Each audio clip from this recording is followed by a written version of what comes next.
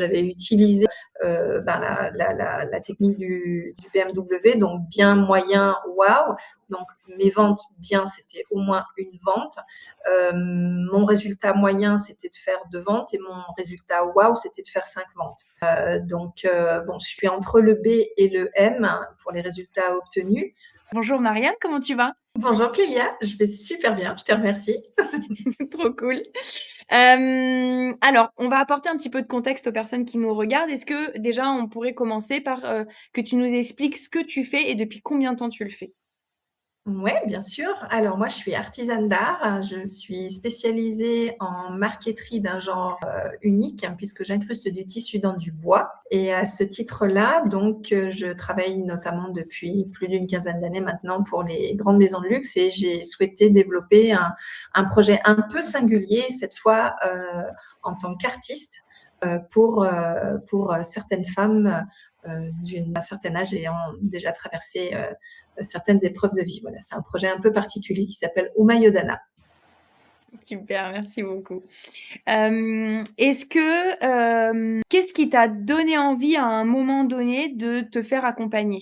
Alors, dans mon activité professionnelle, étant donné que je suis à mon compte maintenant depuis une quinzaine d'années, depuis tout le temps, j'ai compris que lorsque j'avais vraiment envie d'avancer de manière significative, sans perdre de temps, sans consulter X ressources sur Internet, réfléchir à comment est-ce que je peux les appliquer, et tout ça, voilà, en faisant les choses maladroitement parce que je suis toute seule et parce que je présuppose que c'est d'une façon qu'il faut faire alors que c'est d'une autre. J'ai pris l'habitude de me faire accompagner. Et là, dans le cadre du déploiement de ce projet vraiment singulier, pour moi, c'était une évidence que si je voulais pas perdre de temps, il fallait que j'ai certaines ressources et que j'ai une personne avec qui je puisse en parler régulièrement pour avancer sans perdre de temps, en fait. Et du coup, donc à partir du moment où tu savais qu'il fallait que tu sois accompagnée, est-ce que tu as commencé à chercher et du coup tu as eu plein de choix et tu savais pas trop ou est-ce que justement le fait d'avoir cherché, tu sais, il y a toujours un peu l'algorithme après qui te propose des choses et du coup tu as vu le mentorat et tu as testé. Enfin, comment ça a fonctionné de ce côté-là?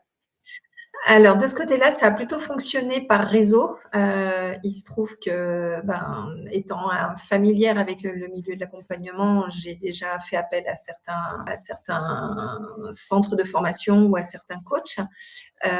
Et j'avais déjà en ligne de mire le mentorat. J'ai fait la connaissance de Mathis, notamment dans un cadre d'accompagnement il y a quelques années de ça. Et ce qui avait retenu mon attention, parce qu'effectivement, j'avais plusieurs possibilités qui se sont présentées, et j'avais retenu le mentorat déjà depuis un petit moment, notamment par rapport à l'approche assez unique que le mentorat a par rapport à la façon d'utiliser Instagram. Ça avait retenu mon attention puisque ce projet-là, j'avais l'intention de m'appuyer sur Instagram pour le déployer. Euh, et donc, voilà, j'ai fait ce rapprochement-là en me disant, tiens, Mathis, il a une façon, voilà, il apporte des compléments par rapport à ce que je connais déjà de l'utilisation d'Instagram, en ayant été déjà formée sur ce réseau social-là. Mais il y avait un petit truc en plus. Voilà. Et il y avait aussi l'écosystème, la manière dont l'écosystème était fait au mentorat, avec bien sûr de l'e-learning. Il y avait également la communauté pour poser ses questions et surtout, ce qui pour moi est vraiment essentiel aujourd'hui, c'est d'avoir une personne référente à qui je puisse m'adresser, à qui je m'engage, auprès de qui je m'engage chaque semaine ou chaque quinzaine, ou en tout cas voilà des périodes fixes pour aussi me motiver et garder vraiment en ayant mon but vraiment très clairement en tête et en ayant une personne référente à qui je dois entre guillemets rendre des comptes et surtout avec qui je puisse échanger pour savoir si je vais dans la bonne direction par rapport à ce qui est enseigné ou si je m'égare un petit peu ou si je fais pas les choses dans le bon ordre. Donc voilà toutes les raisons pour lesquelles j'ai choisi le mentorat. OK. Alors, du coup, parce que moi, je connais, je connais plein de détails parce qu'on a travaillé ensemble, du coup, dans l'accompagnement. Donc je vais essayer de ne rien oublier dans l'équipe parce que, bah, pour moi, c'est logique, parce que je sais déjà. Mais ça, du coup, on va en revenir après. Donc toi, au final, tu décides de choisir le mentorat et du coup, bah, après, donc tu commences l'accompagnement. Est-ce que tu peux nous expliquer un petit peu, peut-être, est-ce que tu avais quelques peurs ou quelques appréhensions avant de commencer l'accompagnement? Alors, je connais mes failles. Quand on travaille toute seule depuis un certain nombre d'années, on finit par, allez, on va dire se connaître un petit peu.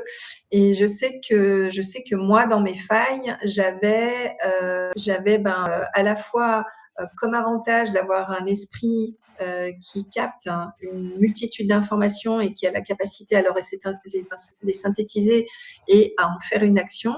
Mais c'est aussi un gros inconvénient, c'est que mon cerveau étant multidirectionnel, j'ai parfois tendance à m'éloigner de ma tâche centrale, de manquer de focus et du coup de manquer de résultats. Donc ça, j'en étais très consciente. Ensuite, je savais aussi avant de démarrer la formation que j'avais probablement des problématiques d'organisation, et ce que moi j'appelle la procrastination active, c'est-à-dire que je suis hyper active, je suis toujours en train de faire quelque chose, je bosse beaucoup, mais est-ce que je travaille sur les bonnes choses au bon moment? Certainement que pas tout le temps.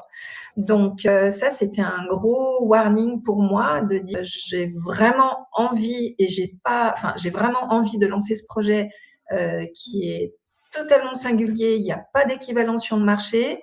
Je risque de partir dans tous les sens parce que déjà, pour avoir été capable de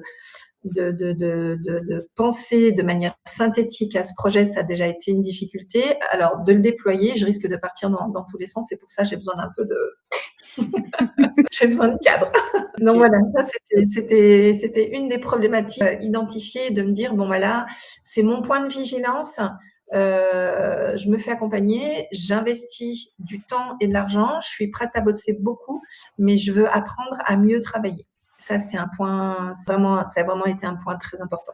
Mais c'est bien que tu en parles parce que c'est quelque chose qui m'a beaucoup marqué justement, le fait, bah, quand on a commencé l'accompagnement ensemble, que dès que on mettait des petits objectifs, des petits exercices, tu étais hyper réactive et c'était pas des messages juste envoyés, pour dire: «Je fais l'exercice et je l'ai fait parce que tu me les as demandés», mais les exercices étaient complets et c'était pas, je t'envoie 3 millions de pages avec, en fait, ils étaient centrés, c'était ciblé, tu vois? Je te l'ai dit d'ailleurs dans les premiers rendez-vous, en fait, c'est déjà clair pour toi et ça m'avait vachement impressionnée et je trouvais que c'était génial. Donc voilà, petite apart. C'est vrai que de ce côté-là, voilà, enfin, j'avais vraiment l'impression que le projet pour toi était déjà clair en fait et ça c'était Ouais. extraordinaire parce que la plupart du temps c'est quelque chose qui est assez flou au début quand on accompagne et c'est là où bah, justement nous formateurs on doit pousser encore plus pour réussir à obtenir ce résultat-là et toi tu l'avais déjà et c'était la première fois que je rencontrais quelqu'un qui avait déjà comme si limite je servais à rien et ça m'avait un petit peu déstabilisée au début. Je me disais mais c'est hyper clair, c'est trop génial quoi. Ouais, pour autant, alors c'est vrai que mon projet, il était clair parce qu'en fait, il était en gestation silencieuse depuis un certain temps. En revanche, ce que les premiers modules du mentorat, notamment, sur la gestion du temps et là où le mentorat et où nos échanges m'ont beaucoup aidée, c'est que déjà je traque mon temps. Et ça, par rapport à la problématique que j'avais avant de me dire, est-ce que je fais pas de la procrastination active, c'est-à-dire est-ce que je travaille pas beaucoup, mais en mettant des coups d'épée dans l'eau, j'avais cette conscience-là. Et encore aujourd'hui, je traque mon temps tous les jours grâce à toi sur Toggle parce que j'ai vraiment pris conscience que mon temps était précieux et qu'il devait être utilisé à bon escient. Et j'ai encore écouté pour la deuxième fois la semaine dernière une des conférences qui est donnée donc au sein du mentorat sur comment utiliser les méthodes agiles pour Mmh. bien travailler et justement atteindre nos objectifs. Donc ça a vraiment été quelque chose de super important. Certes, mon projet était clair, mais le déploiement, lui, il avait vraiment besoin d'être structuré. Et donc, la première des choses, ça a été la gestion du temps. Voilà. Après, il y a eu d'autres choses aussi qui m'ont permis de vraiment explorer pleinement mon projet.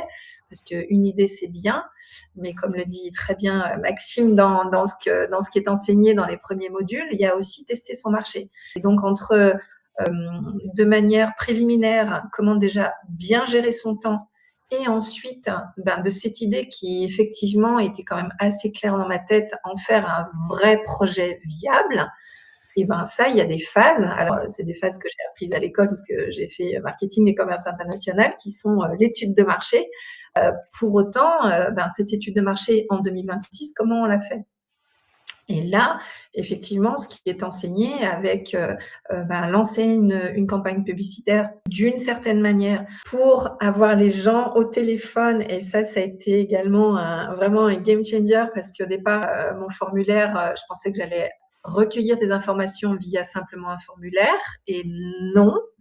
Ce qui a vraiment été à la fois challengeant, mais aussi un game changer, c'est de mettre en place cette fameuse campagne pour programmer des appels téléphoniques, avoir une vraie étude de terrain, et puis par chance quelques premiers clients pour mon bêta test. Mais ça, c'est vraiment oui, le projet était clair, mais il restait quand même encore tout à faire. Et ces premiers pas d'organisation de travail, puis ensuite de valider la viabilité du projet via l'étude de marché, ça clairement, j'ai vraiment traversé toutes ces étapes de manière méthodique grâce à ce qui a été enseigné, puis grâce à nos échanges hebdomadaires. Donc ça, c'était vraiment chouette. Mais justement, je voulais revenir à cette partie-là, la partie où justement il y a eu le test de marché, ces échanges avec les prospects et les premiers résultats. Est-ce que tu peux nous parler plus en détail de cette étape-là? Parce que je pense qu'elle est vraiment importante et souvent, comme tu dis, en fait, on a une vision de l'étude de marché qui est différente en fait, parce qu'elle va, en fait, au final, on la parle toujours très en global, mais elle s'adapte en fonction de chaque corps de métier et aussi de notre offre en fait. Et comme tu disais, toi, tu l'avais vu à la base sur un formulaire et puis au final, ça s'est pas du tout fait comme ça. Tu l'as fait différemment et ça a débouché sur des belles choses. Donc, est-ce que tu pourrais peut-être un petit peu plus développer cet aspect-là, peut-être par rapport à l'évolution et justement les résultats que tu as obtenus derrière? Ouais, alors il y a une chose qui est importante, c'est que quand on est artiste, la croyance populaire nous laisse à penser que on doit s'exprimer en tant qu'artiste, et que par le biais de nos différentes présences, que ça soit sur Internet, sur une page Facebook, un compte Instagram, ou en présentiel via une exposition, ce sont aux personnes à venir à nous. Donc ça, c'est quand on est artiste, je dirais de manière classique, c'est-à-dire on fait une production qui est personnelle, et on va chercher la résonance avec le public qui, lui, vient à nous. Moi, dans mon cas, c'était un peu particulier parce que ce projet, sa singularité, c'est que je crée des œuvres d'art en co-création avec mes clientes, parce que ces œuvres d'art représentent un bout de leur vie. Elles représentent notamment une direction de vie qu'ils ont choisi de suivre à la suite des tempêtes de la vie. Donc, ils s'adressent à des personnes qui ont grosso modo entre 45 et 65 ans. Et pour ça, même si j'ai eu un bout d'expérience d'accompagnement qui m'a amené par le passé à aboutir à ce projet, malgré tout, il fallait quand même que j'ai des retours concrets. Et ces retours concrets, on peut se dire on va les avoir parce qu'on va poser des questions sur un Google Form, et qu'on va envoyer à des gens qu'on connaît ou des gens qu'on ne connaît pas, et on va avoir un résultat écrit. Mais ce résultat écrit sera la résultante de cases à cocher. De cases à cocher, ou éventuellement de quelques mots qui vont être écrits sur un bout de formulaire, mais on n'a pas le lien, je dirais, humain, émotionnel. Et en tant qu'artiste, ce qui fait la différence, alors j'ai quand même malgré tout auprès de mon réseau commencé à poser ces questions via des formulaires, et très vite je me suis aperçue que les réponses étaient incomplètes ou pas pertinentes, peut-être parce qu'elles ont été mal comprises ou mal posées, et à un moment donné s'est imposée la nécessité d'échanger verbalement. Et je pense et surtout, dans ce questionnaire préliminaire, il y avait une question qui permettait de prendre la mesure de pourquoi on achète une œuvre d'art. Et dans les réponses que j'ai reçues, il y avait notamment le lien particulier avec l'artiste, en fait. Et ça s'explique pas. Et c'est de là que je me suis dit, mais en fait, si j'ai pas mes prospects effectivement au téléphone comme c'est indiqué et comme j'étais pas enclin à le faire, voilà, j'étais pas encore OK à m'exposer de cette manière-là personnellement, je me suis dit, je vais louper quelque chose. Et c'est vraiment ce point-là qui m'a fait dire, en fait, ce qui fait vraiment la différence, c'est qui je suis, la manière dont je vais m'exprimer, et puis ce lien humain que je vais avoir avec les personnes. L'ayant déjà vécu dans une activité auparavant, qui m'avait montré que qui je suis, la manière dont je m'adresse aux gens, mon vécu, ce que j'ai à l'intérieur de moi, tout ça, ça fait partie de la relation. Et si ça, ce n'est pas une donnée dans l'étude de marché, je risque de me planter. Donc, ça a été le game changer qui m'a permis de dire, OK, je vais faire une campagne de Meta-Ads parce que tout le monde autour de moi a répondu à mes questions. Et je sentais bien que les personnes autour de moi n'étaient pas ma cible. Ça, c'était la première des choses. Et que pour être au contact de ma cible, il n'y a rien de mieux qu'une campagne de Meta-Ads. Donc là, il a fallu que je me pose la question de dire comment je peux être en contact en visio ou téléphoniquement avec des personnes pertinentes à qui je vais pouvoir exposer mon projet sans rien avoir à vendre pour avoir des retours, le cœur ouvert le plus grand possible. Et ça s'est fait pas à pas via les enseignements. Je pense que j'ai dû regarder 10 fois la manière dont on fait une campagne de publicité. Et je la regarde encore aujourd'hui parce que j'en ai encore besoin pour mettre en place mes publicités aujourd'hui. Donc voilà, ça a été l'articulation et je pense une des choses les plus importantes dans la formation pour partir sur de bonnes bases, parce qu'aujourd'hui la formation elle est terminée et je sais que j'ai un marché. C'est une certitude puisque j'ai commencé à faire des petites ventes sur du bêta-test. Mais voilà, donc c'était vraiment important d'être sûre que ma cible était bien identifiée. Et j'ai eu d'ailleurs des surprises parce que je pensais m'adresser qu'aux femmes, mais finalement, la première personne à qui j'ai vendu ma prestation, c'était un homme. Voilà.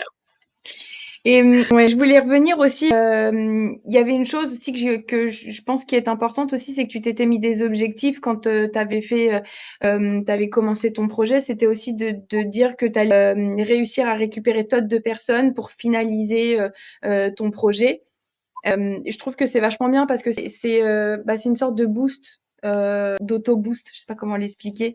Ouais, d'automotivation, Mm. d'automotivation. Ce qui est vachement important aussi dans la formation, et c'est aussi ce que j'avais expérimenté, mais que j'avais besoin de remettre en place pour ce projet spécifiquement, c'était de dire il me faut un business plan. Parce que il y a un moment donné, il y a que les chiffres qui parlent. Enfin, il y a que les chiffres qui disent la vérité. En fait, est-ce que notre activité elle est viable? Donc attention, on peut être artiste et avoir les pieds bien sur terre. Ça, c'est vraiment important. Et je pense que même en tant qu'artiste, on doit avoir les pieds sur terre. Et les chiffres, c'est les chiffres. Donc, l'autre partie aussi qui a été hyper importante, ça a été de reprendre un tableau prévisionnel vierge en disant qu'est-ce que je veux vendre, à quel prix, comment je construis ma gamme de produits. Et à un moment donné, de dire voilà, à la fin du mois, moi, je suis en société, j'ai des charges, j'ai une entreprise qui tourne, je vais y consacrer beaucoup de temps, donc il faut impérativement que j'ai un retour sur investissement. Et j'avais utilisé la technique du BMW, donc bien, moyen, waouh. Donc mes ventes bien, c'était au moins une vente. Mon résultat moyen, c'était de faire 2 ventes, et mon résultat waouh, c'était de faire 5 ventes. Donc je suis entre le B et le M pour les résultats obtenus. Mais voilà, mais en tout cas, d'avoir, je pense, des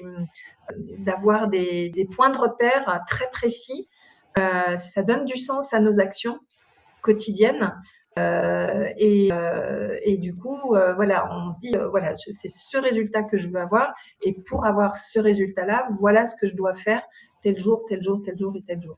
Donc ça, c'était vraiment important. Les pieds sur terre, un prévisionnel et des objectifs de vente, puisque je m'étais fixé le challenge de faire au moins une vente avant la fin de la formation. Mais c'est là où il y a la différence, tu sais, entre travailler dans son entreprise et travailler pour son entreprise. Et c'est en fait les objectifs, c'est hyper utile pour ça. Et puis souvent quand on travaille pour soi-même, il n'y a pas la même pression que quand on travaille pour quelqu'un parce que comme on se dit la personne elle attend qu'on le fasse, on s'oblige à le faire. Et quand on est pour travailler, enfin quand on travaille pour soi-même, on se dit bon, si je le fais pas, je le ferai demain, mais sauf que non. Il faut avoir la même rigueur que si on travaillait pour quelqu'un et c'est là où justement le travailler pour son entreprise et avec son entreprise, c'est hyper important de l'avoir en tête en fait. Ouais, ouais, ouais. Alors moi, je pense que, alors je sais pas, je suis pas certaine d'avoir ce même point de vue. Moi, je pense que quand on travaille pour quelqu'un, qu'on travaille ou pas, alors après, c'est une question de conscience professionnelle, mais quand on travaille pour quelqu'un, on sait qu'on a un salaire qui tombe. Quand on est entrepreneur et quand on est solo entrepreneur, comme c'est mon cas, moi, si je bosse pas, si j'ai pas de T'as pas de salaire. résultat, il n'y a pas de salaire. Donc, dans mon cas, hein, je peux parler que pour moi, mais c'est peut-être le cas, enfin, c'est peut-être différent pour d'autres personnes, mais moi, dans mon cas, je me mets une pression de dingue Oui, parce ouais. que j'ai Il y a des parce que j'ai charges et il une y a plein de choses pression à payer derrière aussi. voilà, et que je suis la seule à, voilà, à être redevable de ce qui va se passer, des résultats qu'il va y avoir. Et puis bon, j'aime bien aussi me challenger moi-même. Donc peut-être que même parfois, je me mets peut-être même un peu trop la Trop la pression. pression. Donc bon, attention à trouver aussi le bon équilibre. Et si ce que j'ai appris pendant la formation, c'est que moi, je sais me mettre des objectifs de fou et me mettre une pression de dingue. Je suis prête à, je peux bosser 12 heures par jour sans avoir vu passer le temps et avoir oublié de manger à midi. Et c'est pas le but non plus. C'est pas le but non plus parce qu'il y a une vie de famille, enfin il y a une vie de couple, et notre entreprise, même si on adore ce qu'on fait, bah, c'est pas une fin, enfin c'est pas la seule et unique fin en soi. Il y a aussi une autre vie à côté. Et ça aussi, j'ai eu en quelque sorte un contrat moral avec mon compagnon de dire ok, bon, tu te fais coacher, tu te fais accompagner, ok, bah c'est absolument nécessaire d'avoir des résultats.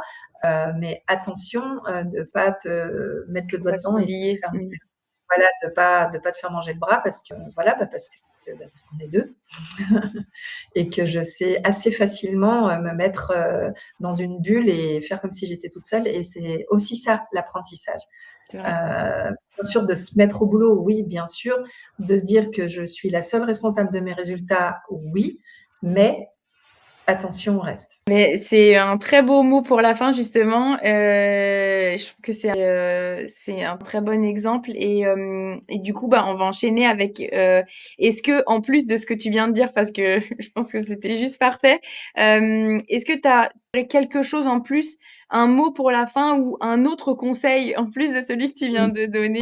Un conseil, oui, je pense que j'en aurais un, qui est de dire que quand on a un projet qui nous paraît complètement farfelu de prime abord, enfin un projet, quand on en parle un petit peu avec notre environnement et que les gens nous regardent en nous disant voilà, qu'est-ce qu'elle est encore allée inventer, et bien d'être à l'écoute de cette espèce de certitude intérieure qu'on a quelque chose à dire, on a quelque chose à dire, on a quelque chose à faire, qu'on va le faire d'une manière totalement unique, totalement singulière. On va aller en dehors des sentiers battus.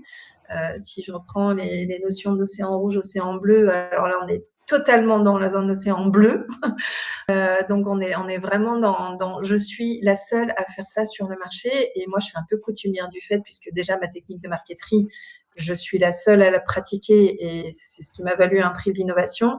Et pour ce projet qui pour autant est plus artistique, d'avoir vraiment d'écouter cette petite voix, de dire bon, ça va peut-être pas être aussi facile qu'un projet un peu plus classique. Néanmoins, il a sa raison d'être et l'étude de marché est là aussi pour nous encourager, pour nous donner du baume au cœur, nous permettre de nous relever quand on doute, et que si on a cette petite voix à l'intérieur de nous qui nous dit oui, mais ça vaut peut-être le coup de l'essayer comme il faut, de se donner les moyens de le déployer, bah, ça vaut le coup de l'écouter parce que moi aujourd'hui, j'ai envie de faire que ça, quoi, clairement.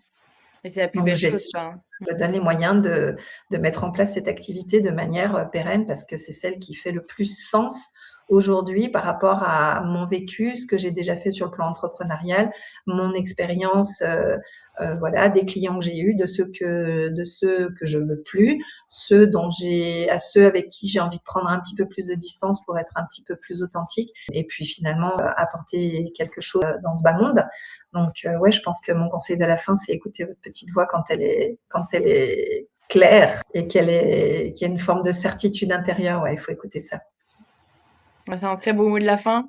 Moi, je suis totalement d'accord. Je pense que la petite voix, l'intuition, on s'écoute pas assez en fait. Et des fois, c'est ça qui va tout changer par la suite. Donc, il faut avoir confiance aussi au ressenti qu'on a. Et malgré le fait que nos familles ou notre entourage peut nous dire, fais attention, mais t'es sûr? Parce que eux, c'est pas méchant, mais ils ont toujours peur pour nous parce qu'ils ont peut-être pas passé le pas, parce que bah, on sait jamais, on peut vraiment s'écraser derrière, mais au final, ben, c'est pas grave. C'est important de tester. Il faut se faire confiance et il faut réussir à éteindre les voix autour et se dire, OK, ben moi, je tente quand même parce que je le sens, en fait.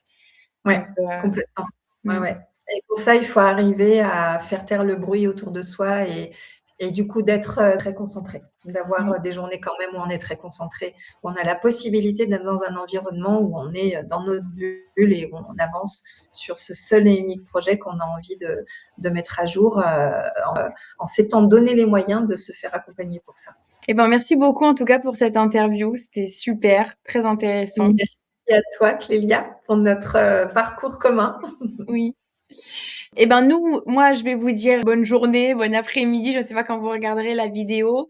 Ben on se retrouvera très bientôt pour une autre interview. Je remercie encore Marianne pour cette belle interview et ses beaux conseils. Je pense que c'est hyper important quand on est auto-entrepreneur, qu'on travaille sur un projet, de vraiment se faire confiance et de se donner les moyens.